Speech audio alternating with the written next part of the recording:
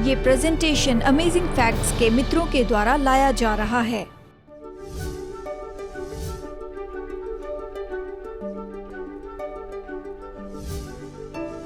देखिए, दो भवन हैं,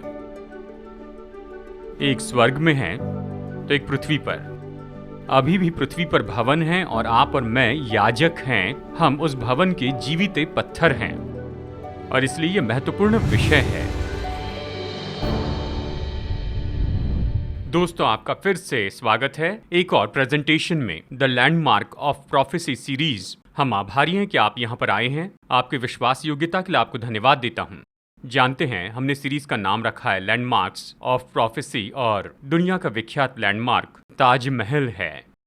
यानी बादशाह की पत्नी मर गई 14वें बच्चे को जन्म देते हुए, और वो उससे इतना प्यार करता था तो फिर वो ऐसा कुछ बनाना चाहता था जो उसके प्रति उसके प्रेम को दिखा सके। तो उसने अपने राज्य के अच्छे आर्किटेक्ट बुलाए जिन्होंने ये सुंदर बिल्डिंग बनाई। और बहुत से लोग इस बारे में सचेत नहीं हैं कि वो ऐसी जगह बनाना चाहते थे जहाँ पर लोगों को छुटकारा मिले। जब बादशाह ने उस बिल्डिंग का डेडिकेशन किया, उस बादशाह का नाम था शाहजहां। उसने इन शब्दों में कहा कि दोषी यहाँ पर शांति पाए, जैसे क्षमा किया गया हो वो पापों से क्षमा पाए। अगर पापी ऐसी जगह पर आए तो उसके भूतकाल के सारे पाप क्षमा किए जाए। जैसे ये जगह दिल में बड़ा दुख उत्पन्न करती है और सूरज और चांद भी अपनी आंखों से आंसू बहाते हैं। और इस दुनिया में ये इसलिए बनाया गया कि सृष्टिकर्ता की महिमा को दर्शा सके। देखिए, दिलचस्प बात है कि उसने सृष्टिकर्ता परमेश्वर के बारे में कहा और उसने कहा कि ये जगह ऐसी हो जहाँ पर शांति मिल सके या शरण मिल सके। और ये केवल सुंदर ही नहीं, लेकिन साथ में ये आराधना की जगह के रूप में भी दर्शाई गई है। देखिए, एक बिल्डिंग है जिसके बारे में बाइबल हमें बताती है। कई बार इसे कहा गया है तंबू या भवन या पवित्र स्थान, और ये निर्गमन से लेकर प्रकाशित वाक्य तक है और उसके बारे में बाइबल के ज़्यादातर भविष्यवक्ताओं ने बताया है। और इस बिल्डिंग के संदर्भ में आज हम उद्धार के बारे में यहाँ पर सीखेंगे और साथ ही बाइबल के दिलचस्प भविष्यवाणियों को देखेंगे जो हमारे दिनों से जुड़ी है। आज का लेसन 11वां है और हम देख रहे हैं पवित्र स्थान के शुद्धिकरण के बारे में। जब इस्राएली लोग मिस्र से बाहर आए और मूसा सिनै पर्वत पर गया तो सिनै पर्वत पर उसे क्या मिला? 10 आज्ञाएं। और उसे केवल वहां पर यही नहीं मिले, बाइबल बताती है कि परमेश्वर ने उसे नक्शा दिया। जैसे परमेश्वर ने नूह को जहाज बनाने के लिए नक्शा दिया, वैसे उसने मूसा को नक्शा दिया कि वो तंबू बना सके। और ये तो आराधना की केंद्र की जगह होगी इब्रानी अर्थ व्यवस्था में।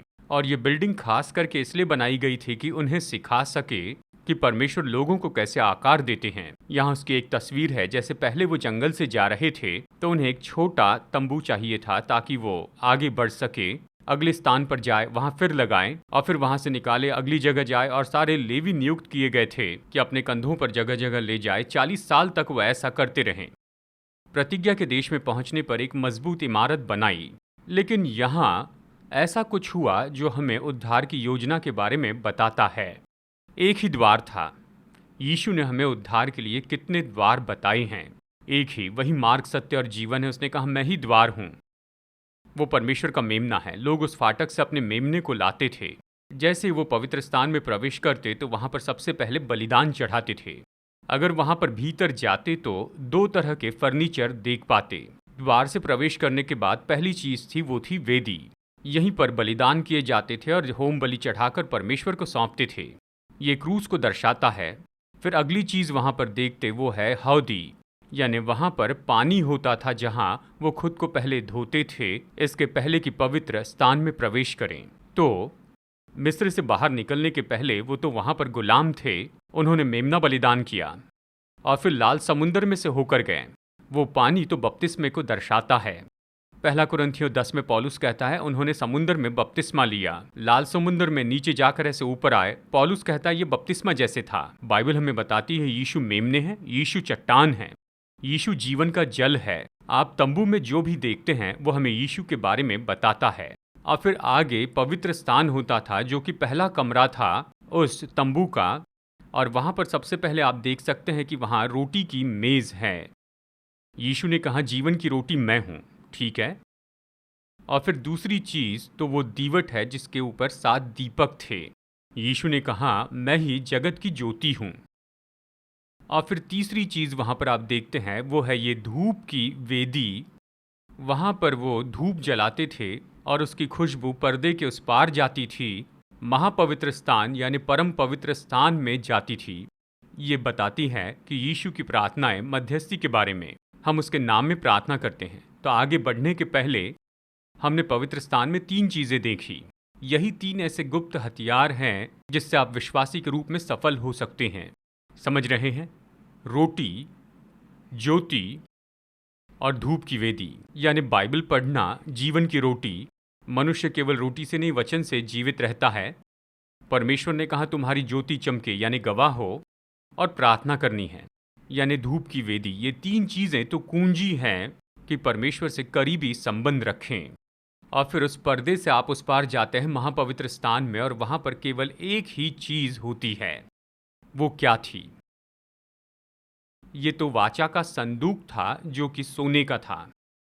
और फिर उसके भीतर क्या क्या था? 10 आज्ञाएं। जब आप बाइबल की भविष्यवाणी की किताबों को पढ़ते हैं, जैसे यशायाह अध्याय 6 कि जिस वर्ष राजा उज्जिया मरा, मैंने प्रभु को ऊंचे पर विराजमान देखा और उसके वस्त्र के घेरे से भवन भर गया। ये दर्शन भवन में था। यहेजकेल में आज के व्यक्ति के डिवोशन में मैंने अध्याय 40 से पढ़ा। वो भवन को नापता है, भवन का दर्शन। जकरिया, दानियल, देखिए ऐसी बहुत सी महान भविष्यवाणियों का जो संदर्भ है प्रकाशित वाक्य में, ये तो इस भवन के संदर्भ में है।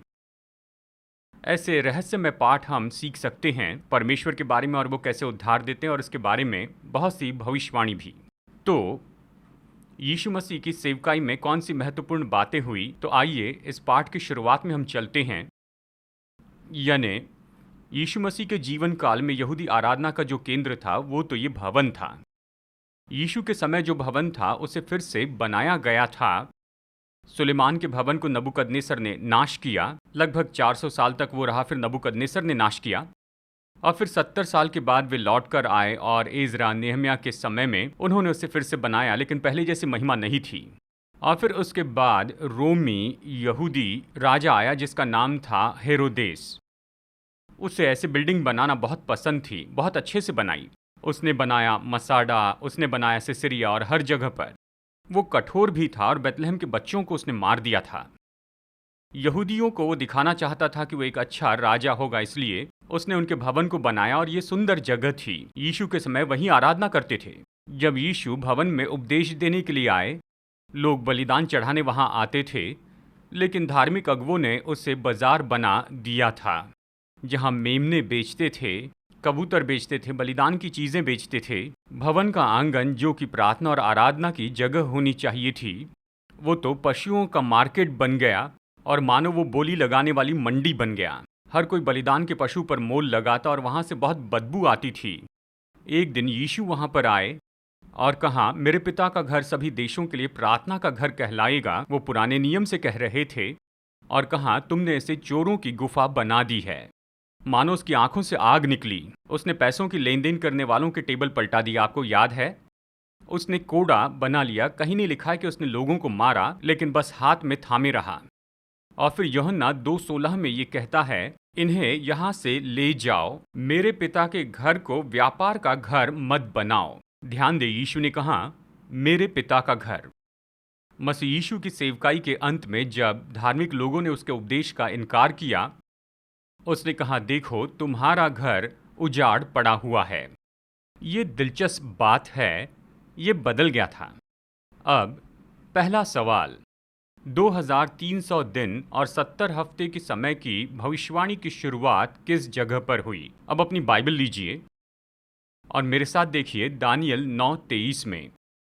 जब तू विनती करने लगा तभी इसकी आज्ञा निकल गई, इसलिए मैं तुझे बताने आया हूं, क्योंकि तू अति प्रिय ठहरा है। इसलिए उस विषय को समझ ले और दर्शन की बात का अर्थ जान ले। अध्याय 9 में कोई दर्शन नहीं, तो वो किस बारे में कह रहा था? अध्याय 8 के दर्शन के बारे में। वो उसे बता नहीं पाया, दानियल बेहोश हो गया था।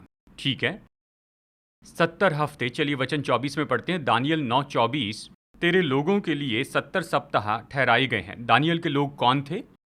यहूदी देश, यानी तेरे लोगों के लिए 70 सप्ताह ठहराए गए हैं, वो नियुक्त किए गए हैं। किस लिए? कि संसार को मसीहा का परिचय करवाए।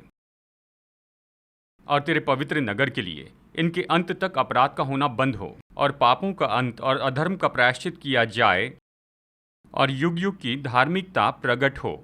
और युग युग की धार्मिकता प्रकट हो, ये तो मसीह हैं जो युग युग की धार्मिकता लाते हैं। और भविष्यवाणी पर छाप दी जाए, यानी भविष्यवाणियों पर, और परम पवित्र का अभिषेक किया जाए। वो कहता है ये सब कुछ पूरा होने के लिए 70 सप्ताह नियुक्त किए गए। कोई इसे समझ नहीं पाया, पर इस भविष्यवाणी की शुरुआत का समय तो बस यही है। इसलिए ये जान और समझ ले कि यरूशलेम को फिर बसाने की आज्ञा के निकलने से लेकर अभिषिक्त प्रधान के समय तक 7 सप्ताह बीतेंगे। इस समय से उस समय तक 7 सप्ताह और 62 सप्ताह बीतेंगे। 62 सप्ताह और बीतेंगे, यानी 69। एक हफ्ता बाकी है। 69 सप्ताह यानी एक हफ्ता बाकी है। फिर वो बताता है कि आखिरी सप्ताह में जो बलिदान है बंद किए जाएंगे। उसने इस तरह से बांटा है क्योंकि पहले 7 सप्ताह में शहरपना और मार्ग बनाया गया, और फिर 69 सप्ताह होते हैं, और उन 69 सप्ताह के अंत में ये कहता है मसीहा का अभिषेक होगा और वो अपनी सेवा शुरू करेंगे। यानी मसीहा के समय तक 7 सप्ताह और 62 सप्ताह बीतेंगे, और शुरू का समय है यरूशलेम को फिर से बनाए जाने की आज्ञा निकलने से। क्या हम इतिहास के सारे रिकॉर्ड से जान सकते हैं कि ये कब हुआ था? अच्छी खबर है, ये आपकी बाइबल में दिया है। एज्रा 7:7 में अर्थशस्त्र राजा की जो आज्ञा थी ये आई, यानी उसने आज्ञा दी कि वो वापस जा सकते हैं, और ये तो राजा की ओर से निकलने वाली बहुत ही अलग आज्ञा थी। कहा कि वो अपने नगर को, अपने शहरपनाह को और भवन को फिर बनाएं, और वो तो ईस्वी सन पूर्व 457 था। ये इतिहास का स्पष्ट स्थापित दिन है। तो कहीं मत जाइए दोस्तों, बस कुछ ही पल में आज के प्रेजेंटेशन के लिए हम लौट कर आएंगे। अमेजिंग फैक्ट आपको मुफ्त की भेंट भेजना चाहता है। यहाँ आपके घर भारत में अपनी फ्री कॉपी मंगवाने के लिए स्क्रीन के नंबर पर फोन कीजिए या वेब एड्रेस पर जाइए, और इस अद्भुत स्रोत को पढ़ने के बाद अवश्य ही से अपने दोस्तों को शेयर करें। तो आइए आज के बाकी प्रेजेंटेशन में आगे बढ़ते हैं और परमेश्वर के वचन से कुछ अद्भुत तथ्यों को सीखते हैं। तो शुरुआत का समय मिल गया 457, और फिर कहता है मसीहा अपनी सेवकाई शुरू करने तक 69 सप्ताह बीत जाएंगे। यानी पहले 7 सप्ताह जब वो शहरपना और भवन बना रहे थे मुश्किल समय में, और फिर 62 सप्ताह बीतेंगे, यानी 69 सप्ताह। ठीक है, जब आप बाइबल की भविष्यवाणी का अनुवाद करते हैं तो आपको कौन से सिद्धांत का उपयोग करना है? एक दिन एक साल के बराबर है। आप इसके बारे में बहुत से वचन पढ़ सकते हैं। यहजकेल 4:6, तेरे लिए एक वर्ष के बदले एक दिन। गिनती 14:34 में पढ़ सकते हैं, दिन पीछे एक वर्ष। स्वर्गदूत ने कहा तुम्हें 69 सप्ताह गिनने होंगे। यानी ईस्वी सन 457 से यहाँ मसीहा के समय तक आते हैं। अब क्या ये सच में हुआ? अगर आप देखें भविष्यवाणी में एक दिन एक साल के बराबर, यानी 483 साल वहाँ ईसा पूर्व 457 से, तो ये आता है ईस्वी सन 27 में यीशु मसीह के बपतिस्मे का समय। मत्ती 1:22 और 23।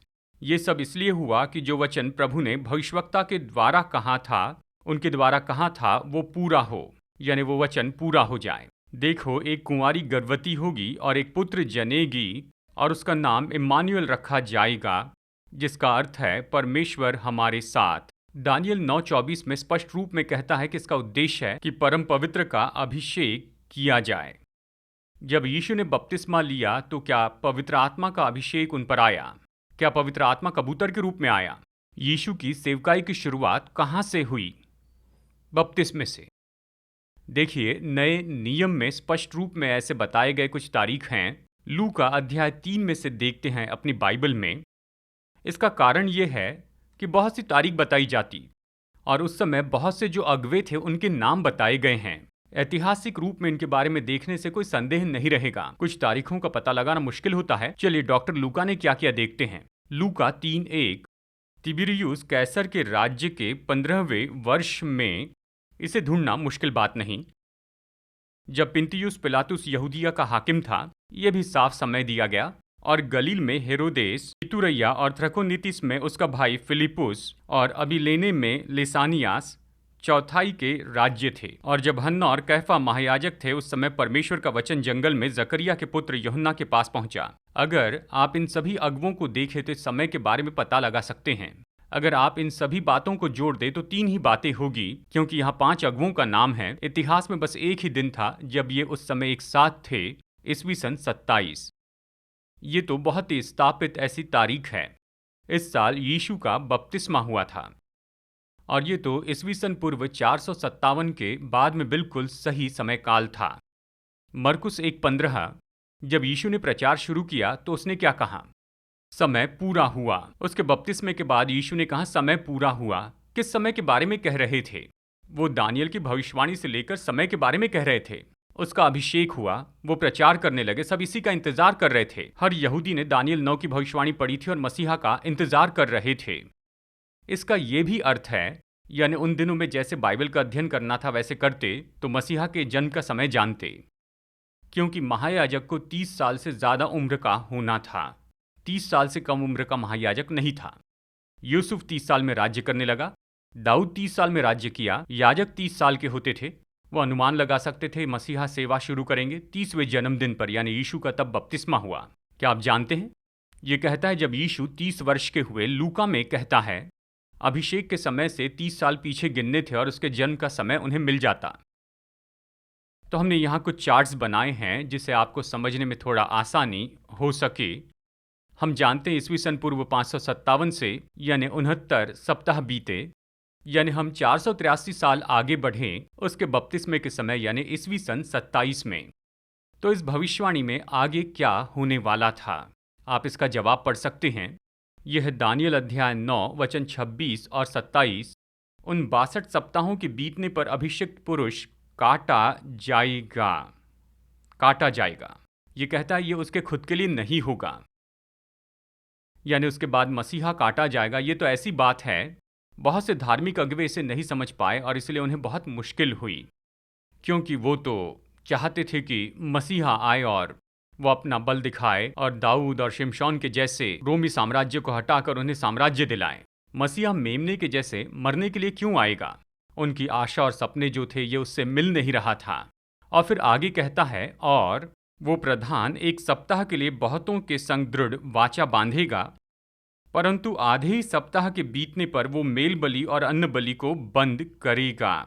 मसीहा तो अभिषिक्त है। यीशु ने 7 साल प्रचार नहीं किया, आधा समय प्रचार किया। 3.5 साल उसने प्रचार किया और उस अंतिम हफ्ते के बीच में वो काट दिया गया, यानी 34 ईस्वी सन होना था, लेकिन मसीह 31 ईस्वी सन में मर गए। उसने कहा मैं प्रचार करूंगा, अपने 12 प्रेरितों को तैयार करूंगा, मैं प्रचार करूंगा। और स्वर्ग में जाते समय अपने 12 प्रेरितों से कहा जैसे पिता ने मुझे भेजा मैं तुम्हें भेजता हूं।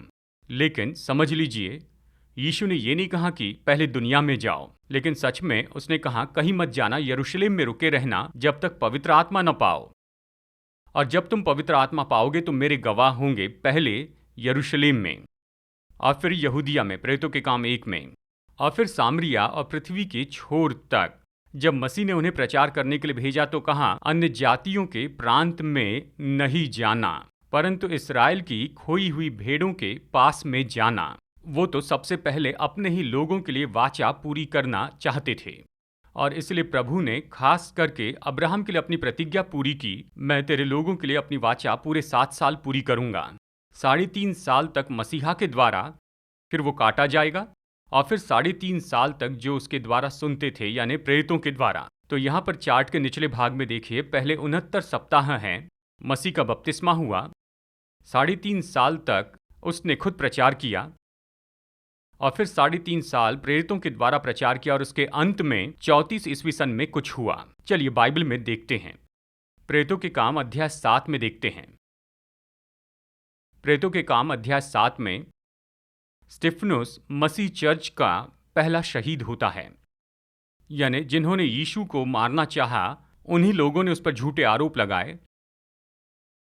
यानी उसने पेंतिकोस्त के दिन पतरस के द्वारा सुंदर सुसमाचार बताया 3.5 साल पहले, और इसके बजाय कि मन फिराए और कहें कि उद्धार के लिए हम क्या करें, यानी उस समय जो उस देश के जो अगुवे थे उन्होंने अपने कान बंद कर लिए, वो दांत पीसने लगे, उसे सुनना नहीं चाहते थे। वचन 57, तब उन्होंने प्रेरित 7:57, तब उन्होंने बड़े शब्द से चिल्लाकर कान बंद कर लिए और एक साथ उस पर झपटे और उससे नगर के बाहर निकालकर उस पर पत्थरवाह करने लगे। गवाहों ने अपने कपड़े शाऊल नामक एक जवान के पांव के पास उतार कर रख दिए और फिर आगे उसका नाम बदल गया। वाह, ये इतिहास का मुख्य समय था। ईस्वी सन 34 में देश अपने कान बंद कर लेता है। अब हमें यीशु के बारे में और सुनना नहीं है। जैसे यीशु को मारा वैसे उसके प्रतिनिधि को मारा, उस पर झूठे आरोप लगाए, भीड़ उसे नगर के बाहर ले गई, उसे मार दिया, उनके कपड़े नीचे रखे गए, मसीह के कपड़े बांटे गए। और अगर आप अध्याय 8 वचन 1 पढ़ते हैं, शाऊल उसके वध में सहमत था। उसी दिन यरूशलेम की कलीसिया पर बड़ा उपद्रव आरंभ हुआ और प्रेरितों को छोड़ सब के सब यहूदिया और सामरिया देशों में तितर-बितर हो गए। बड़ा सताव हुआ तो वो हर जगह प्रचार करने लगे। और ये तो जो यहाँ हुआ उस पर मुहर लगाता है जो समय काल में हुआ। दानियल से जिस स्वर्गदूत ने कहा उसके अनुसार 2300 साल के अंत में यहाँ पर क्या हुआ होगा। जवाब है, दानियल 8:14 में कहता है, उसने मुझसे कहा जब तक सांझ और सवेरा 2300 बार न हो तब तक वो होता रहेगा, तब पवित्र स्थान शुद्ध किया जाएगा। अब अपनी बाइबल में थोड़ा पीछे चलिए। अगर आप दानियल अध्याय 8 में देखते हैं और यहाँ पर वचन 12 अगर हम पढ़ते हैं, और लोगों के अपराध के कारण नित्य होम बलि के साथ सेना भी उसके हाथ में कर दी गई और उस सिंह ने सच्चाई को मिट्टी में मिला दिया। यानी उसने ये सब कुछ किया और वो काम करते करते सफल हो गया। यानी देखिए क्या हो रहा है कि परमेश्वर की सच्चाई, बाइबल की सच्चाई, यीशु की सच्चाई समय में यानी उसमें समझौता लाया जाता है और वो फैलते जाता है। तो चलिए मैं आपको संक्षिप्त में इतिहास बताऊं। मैं ज़्यादा तो नहीं बताऊंगा लेकिन बहुत से लोग जानते हैं। यानी ये जो समय काल था इसके दौरान, यानी यीशु मसीह के 300-400 साल के बाद रोम में शुरू में विश्वासियों को सताया जाता था, सिंहों के सामने फेंक देते थे। एक समय इनका धार्मिक विरोध किया जाता था, उन्हें बाहर का माना जाता था और उन्हें मार देते थे और वो भूमिगत छिप जाया करते थे। वो अचानक राज्य की आस्था बन गया और बस रातों रात ये तो बहुत अच्छा दिखने लगा कि कॉन्स्टेंटाइन राजा मसीही हो गया था। लेकिन क्या हुआ, बहुत से लोग चर्च में आने लगे और वो अलग ग्रीको रोमन आस्था से थे, उनमें बदलाव नहीं आया था, वो यीशु की शिक्षा नहीं जानते थे और वो अपने साथ अपने कुछ नाशवान विचार लेकर आए। और हमने नरक के बारे में पिछली बार अध्ययन किया। यानी लोग सीधा मरने के बाद ऐसे नहीं जाते, न्याय के पहले ही उस जलने की जगह पर जहाँ पर हमेशा के लिए जलते रहें। हम जानते हैं आग की झील है, दंड है, लेकिन यह ऐसी गलत फहमी है जो ग्रीक आस्था के द्वारा आई। यानी सच्चाई को गिरा दिया गया, ये पर्गेटरी का विचार, यानी आधे मार्ग में जलने की जगह। हम जानते हैं कि ये बात सच नहीं है, ये बाइबल के अनुसार नहीं है, बाइबल में कुछ भी नहीं बताया ये विचार कि मरने वाले सीधा स्वर्ग में जाते हैं, यानी मरते चले जाते हैं और देह के लिए वापस आएंगे, अब्राहम की गोद में इंतजार कर रहे हैं। ये भी बाइबल में नहीं है। और बहुत सी ऐसी बातें हैं, यानी सच्चाई नीचे गिरा दी गई है। ये विचार भी कि अब 10 आज्ञाएं मानने की जरूरत नहीं, यानी यीशु पर विश्वास किया तो अभी उसकी व्यवस्था मानने की जरूरत नहीं। ये एक और सच्चाई है जिसे नीचे गिरा दिया गया है और इसी समय में ये सारी शिक्षाएं भ्रष्ट होती गई। तो फिर भवन का शुद्धिकरण कब होगा? ठीक है, ईस्वी सन पूर्व 457 से शुरू करते हैं, 2300 आगे बढ़ते हैं। जानते हैं ये कब आता है? बाइबल का ये सबसे लंबा समय काल है। ये आता है 1844 में। यहाँ पर ये चार्ट है। ये चलन जो आपके सामने ये अध्ययन की सीरीज ला रहा है, उसकी शुरुआत उन्हीं दिनों में हुई थी, क्योंकि 1844 में पूरी दुनिया के विश्वासियों ने सोचा कि यीशु आ रहे हैं। वो इसे ग्रेट एडवेंट मूवमेंट कहते हैं। इसका सेवेंथ डे एडवेंटिस्ट से कोई संबंध नहीं, उस समय सेवेंथ डे एडवेंटिस्ट नहीं थे। एडवेंट का मतलब है आ रहे हैं। उन्होंने सोचा यीशु आ रहे हैं। कितने लोगों ने सुना है, मिलराइट मूवमेंट में भी हुआ। वहाँ पर थे बैप्टिस्ट, मेथडिस्ट, प्रेस्बिटेरियन, कांग्रीगेशनलिस्ट। और जब यीशु मसीह नहीं आए तो कहाँ देखो, ये परमेश्वर की इच्छा नहीं कि हम अलग अलग डिनोमिनेशन रखें। हमें इन फर्क को अलग रख के बाइबल का अध्ययन करना होगा और ढूंढना होगा कि हम कहाँ से हट गए हैं। और फिर अचानक प्रभु ने उनमें काम किया और उन सबको वापस लाया प्रभु के वचन में। और उसने ऐसा चलन शुरू किया जिसे मानने वाले संसार में 17 मिलियन से भी ज़्यादा हैं, और वो ऐसी सभाओं के लिए स्पॉन्सर होते हैं जिन्हें आप अभी पा रहे हैं। लोग कहते हैं कि अंतिम दिनों में विश्वासियों को बाइबल में लौट कर आना होगा। प्रकाशित वाक्य हमें बताता है कि 7 चर्च हैं। चर्च के अंतिम युग को क्या कहा गया है? लौदीकिया, क्या आप अर्थ जानते हैं? लोगों का न्याय। और हम चर्च के इतिहास के अंतिम भाग में आ गए हैं, 1844 में।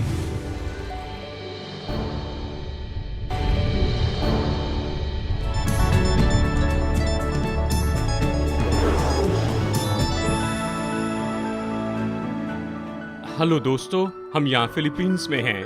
हम यहाँ पर वॉल्केनो और इस झील को देख रहे हैं। ये तो पूरी दुनिया में ज्योग्राफी के लिए एक बहुत ही महत्वपूर्ण जगह है।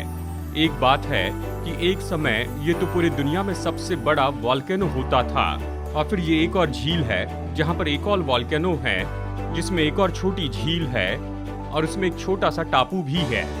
1500 की सदी से ये वॉल्केनो तो लगभग 6 बार बड़े रूप में फटकर आया, और यहाँ तक कि 1911 में ऐसा eruption हुआ जिसके कारण 1300 लोग मर गए।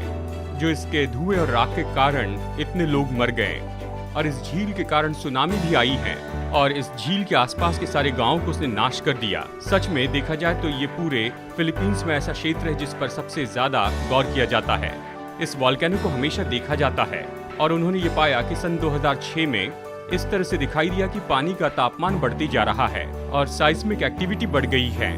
दूसरे शब्दों में वो जानते हैं कि ये वॉल्केनो एक टाइम बम के जैसे है और फटने को तैयार है। पर ये बात बहुत ही दिलचस्प है, क्योंकि ये जगह तो साइस्मिक एक्टिविटी के लिए बड़ी जगह है, लेकिन इस सच्चाई के साथ ही जैसे वैज्ञानिक जानते हैं कि किसी न किसी दिन ये फट जाएगा। ये एक टूरिस्ट डेस्टिनेशन है, जमीन के लिए लोग लड़ते हैं। वो पागलों जैसा निर्माण कर रहे हैं और इस विनाश के ऊपर बैठना चाहते हैं। इस कारण हम सोचते हैं कि परमेश्वर ने अपने वचन में हमें इतनी चेतावनी दी है कि ये संसार खत्म हो जाएगा और यीशु मसीह आएंगे और पूरा आकाश बड़ी आवाज के साथ चला जाएगा। गर्मी के कारण सब तप्त होकर पिघलेगा। ये सब देखते हुए कि ये सब कुछ पिघल जाएगा, तो हमें किस तरह के लोग होना है? हमें भक्तिपूर्ण रीति से बातचीत करनी चाहिए। दोस्तों, क्या आपका ध्यान संसार की स्थिरता के कारण ऐसे भटक रहा है, या आप अगले संसार के लिए तैयार हो रहे हैं? क्या आप तैयार हैं उस बड़े बैंक के लिए?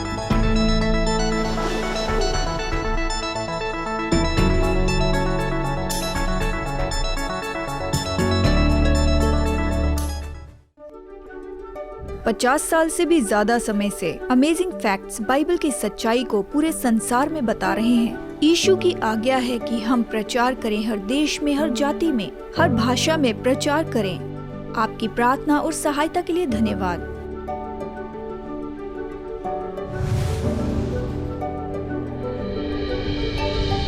आज के फ्री ऑफर को मंगवाइए, ये आपके लिए एक आशीष है। जैसे हम सुसमाचार लोगों तक ले जा रहे हैं, आपकी भेंटों के लिए आपका धन्यवाद। आशा है आप अगले हफ्ते जुड़ जाएंगे। जैसे हम वचन की गहराई को देखते हैं, हम और भी अमेजिंग फैक्ट्स देखेंगे।